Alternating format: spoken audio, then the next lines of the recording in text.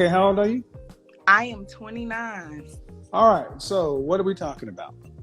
Okay, Mr. Samuel, I just heard you say, if we just give men what they really want, then we will be able to Mhm. um be married and have a good life with the man. I disagree.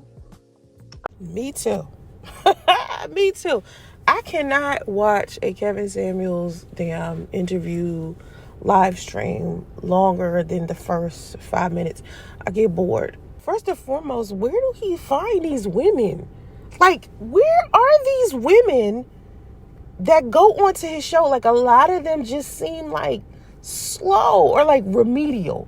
You feel what I'm saying? And I don't like putting down women. I really don't, because I feel like it's too many black men doing that already on YouTube, as well as like these podcasts. And that's another reason why I haven't really been participating on YouTube like I used to, where I would join like the conversation, because the overwhelming amount of dusties on here is ridiculous. You know what I mean? So it's like, damn, I feel like as a woman, like, the best representations of women are not being like they're not visiting this dude's platform at all. Like, I'm sorry, every time I see a Kevin Samuels clip, it's always a dustat.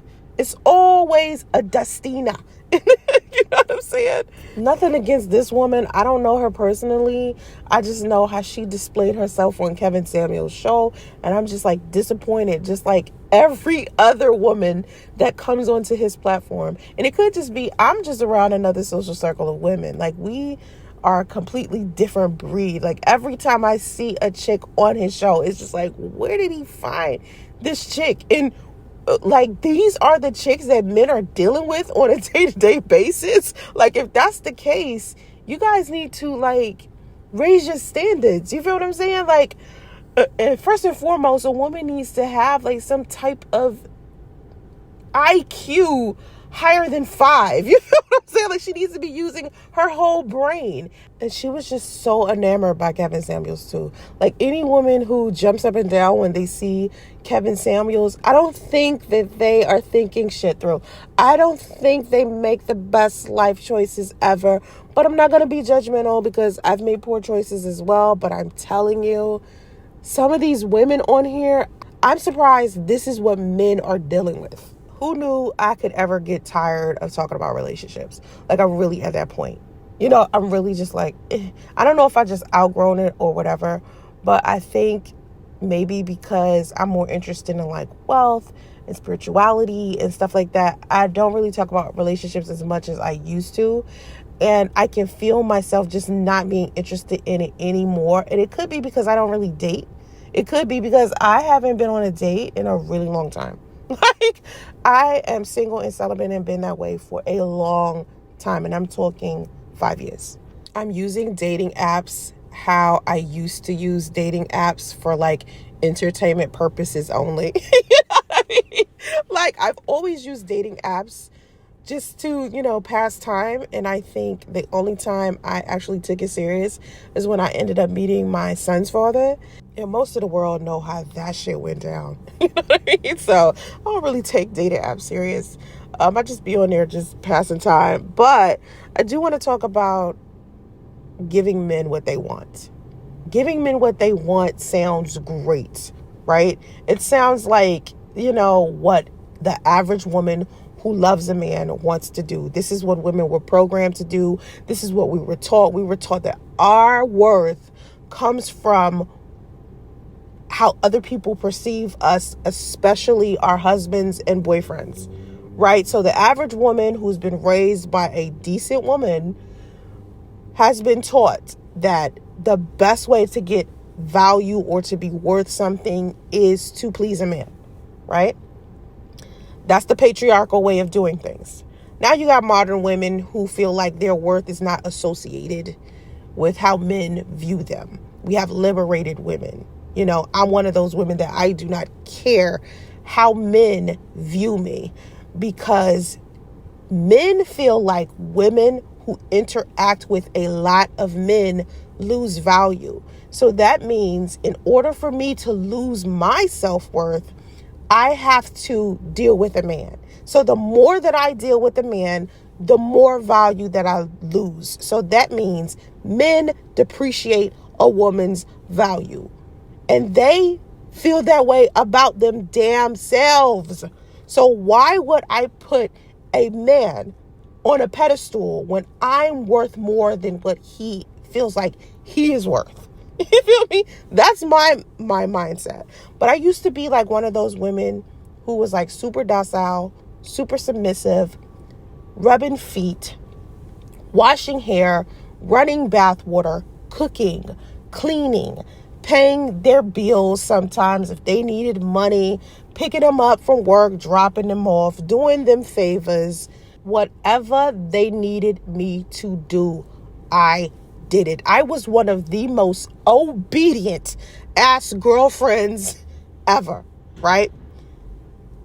And got played, abused, beat, cheated on, lied to. And a lot of times when I see these podcasts where men are basically telling women to put up with a man's bullshit if you want to be married or in a relationship, it makes me just be like, I don't know why any woman will want to be in a relationship or marriage with a man when we see so many times how much women are hurt and traumatized from these relationships and these marriages.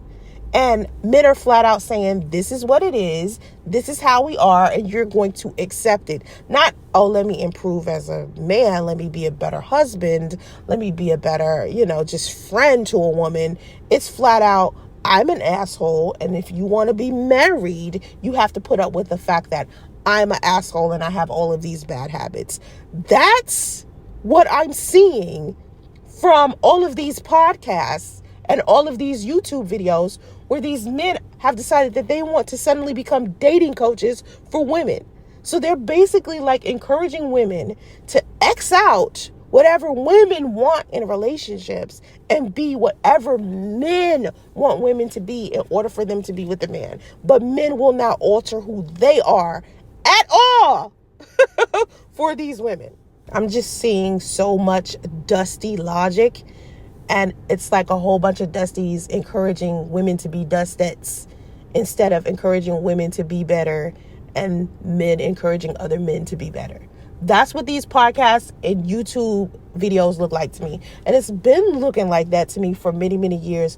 I remember when I first started like making videos towards the manosphere, the Black manosphere. They were making like all of these videos just angry with women, complaining about women. And I'm like, are you complaining about women because you want women to improve? Or are you complaining about women to vent?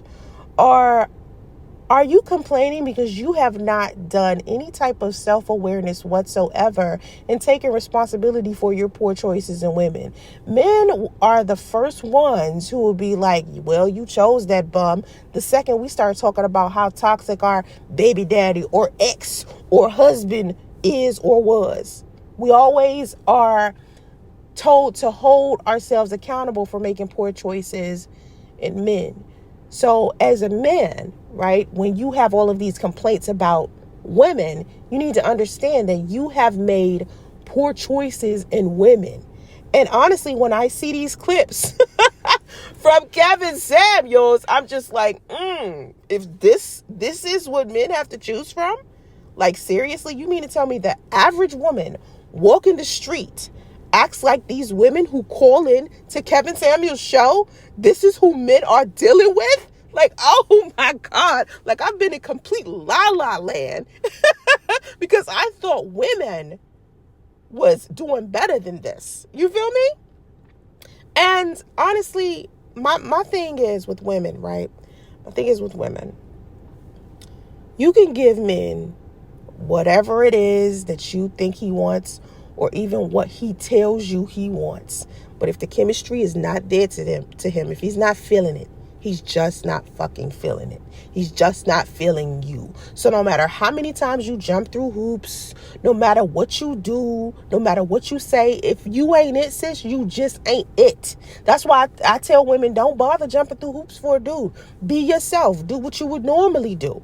And if he's into you, it doesn't matter what you're doing. Now, this doesn't mean have a nasty attitude. This doesn't mean, stop taking care of your physical appearance or be overweight and stuff like that. And honestly, I feel like as a woman who is overweight right now from postpartum depression, even I am getting on the treadmill every day, right? And I'm doing what I need to do, eating clean, losing weight, right? Being as though I'm that woman, I'm doing that for me because I need to be healthy. So if you're doing your crunches and doing your squats, trying to get that BBL look, you know what I mean? You have to be doing that for you, not for some man. Okay? Not for some man. Do that for you. All right? And I think what a lot of men don't understand is a lot of men just don't have a lot of self-awareness. So they'll be like, well, I can't date a woman who is a certain amount of pounds. If she lets herself go a little bit, I don't want to deal with her. And men forget, they get bald. They get premature ejaculation. They get erectile dysfunction. I put a post on my community tab like, yo, men who collect baby mamas, right? They think they don't depreciate in value. And I think the reason why they think that is because it's a lot of dusty ass women, right?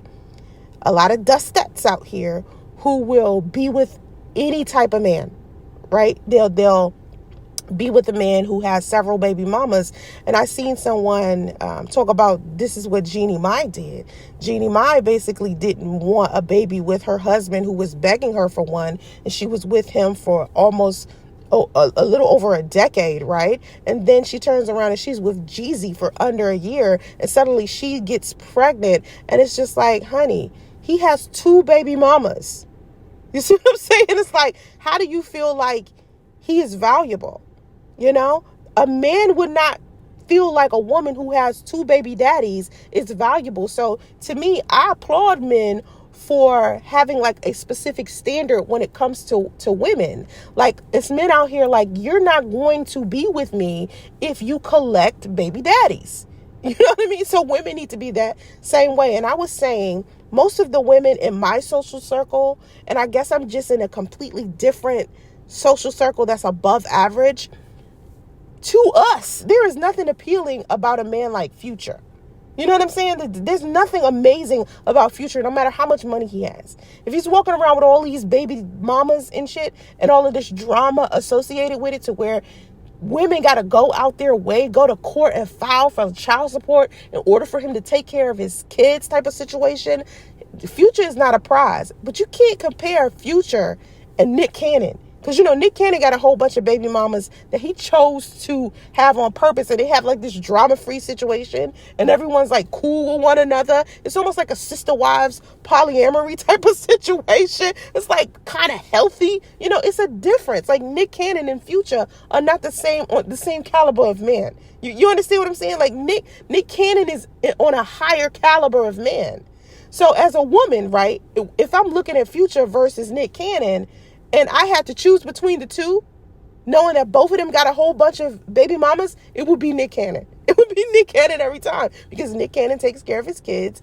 Nick Cannon has a pretty decent attitude. Nick Cannon's money and business ethic is out of control. You feel what I'm saying? Like he handles his business. So to me, Future has a negative attitude. His attitude is shitty. So I don't know why any woman would feel comfortable with this dude. But I did say this on my community tab, and a lot of men don't understand this. They depreciate in value when they collect vagina and baby mamas. Like eventually, if you keep sharpening a pencil, it turns into an eraser.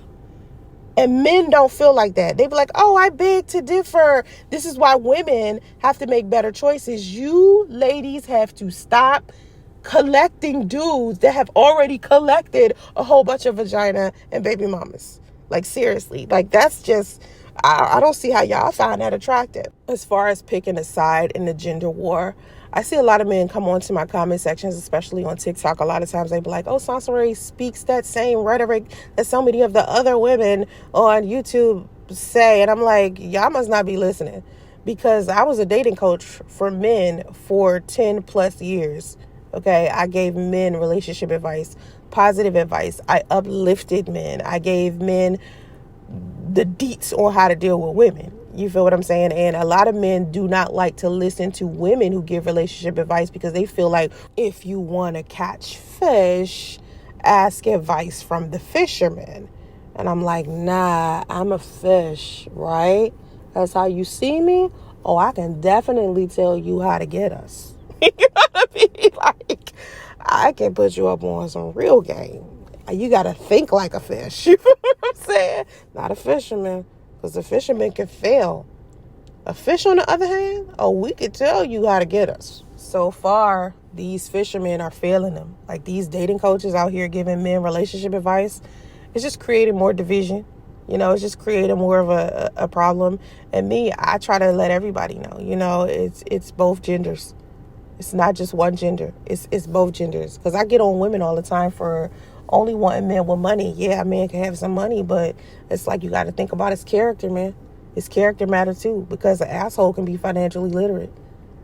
So I don't know. I mean, I got sick of talking about relationships, so that's what made me start my Money Crimes channel, my Premium Hustle Money Crimes channel. I was like, I'm done with talking about relationships so much.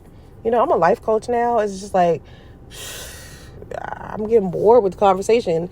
And now with so many people out here claiming that they're dating coaches and stuff like that, it's just like, it's making the waters murky, you know, and people are choosing to listen to people who are more entertaining and less skilled. Like, you have to listen to people who have experience, who have been, you know, trained, like certified. I'm a certified life coach. So if I give relationship advice, or if I'm speaking about something specific as far as relationships go, it's coming from a place of experience and training. And I don't mean personal experience. So, well, I could talk about my personal experiences. I've done that before. But for the most part, when I give people relationship advice, it's coming from a professional's perspective. You know, and in order for me to be the best person to give relationship advice or life advice in general, I have to have experienced it in my personal life as well as, and also have an additional amount of training and certification. So just when you're online and you're listening to people give you advice about your life, you need to take it serious. Don't just listen to people who are just simply trying to entertain you. You know, some of these people are toxic and poisonous, so just be careful.